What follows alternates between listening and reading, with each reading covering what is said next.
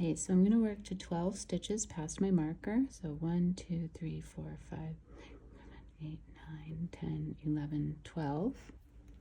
I'm going to turn my work, slip that stitch, place a removable marker, and then I'm going to continue working on, but here you see that I'll be working a BRP and then a K1 back across.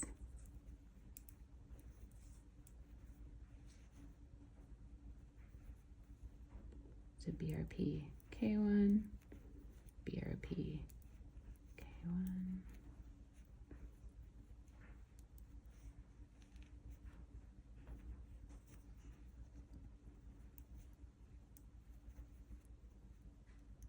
Slip my top shoulder marker.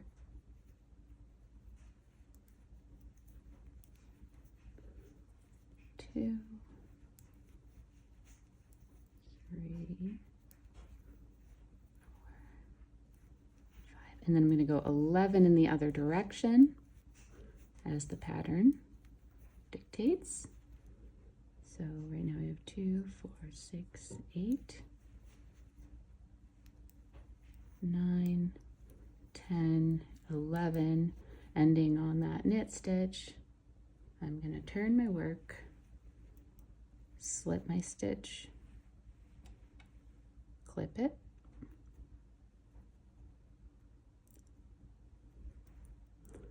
and then I'm going to bring my yarn to the front so that I can continue to work those slip one, yarn forward, slip one, yarn over.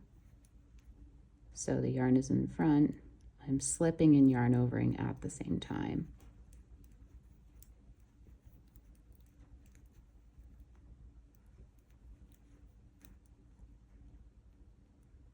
Honestly, it's a little tricky to work these stitches so far from my body, because usually my knitting would be in my lap and my needle would be oriented a little bit better, but working on a flat plane so that you can see what I'm doing, it's really important that you see exactly how to work these. So forgive if it's a little wonky looking in the back here. Okay, and the pattern says I'm going to go 4 stitches past my last JSR. So I'm going to work my stitches like normal all the way up to the JSR. Now here's my JSR. The tricky thing about JSRs in half brioche is that it's going to kind of get resolved on this side, but it's going to get fully resolved on the next side when I'm turning. So what I'm going to do is I'm going to pull that up and place it onto the needle.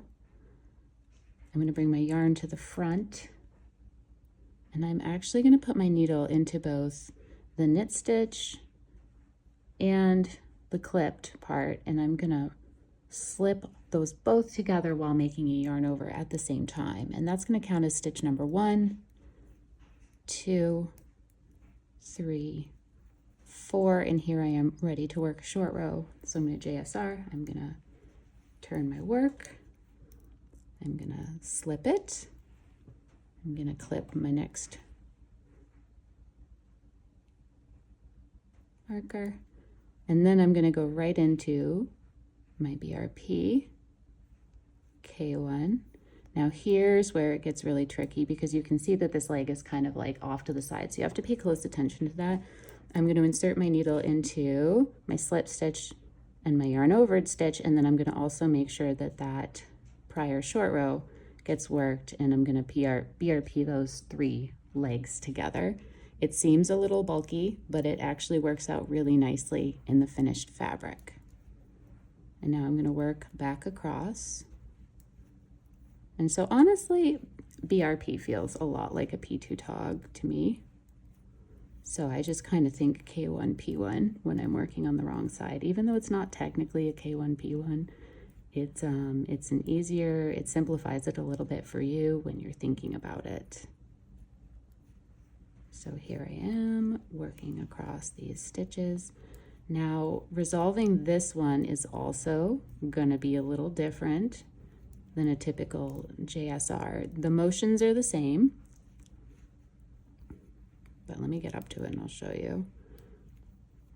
Okay, I've worked all the stitches up to that one.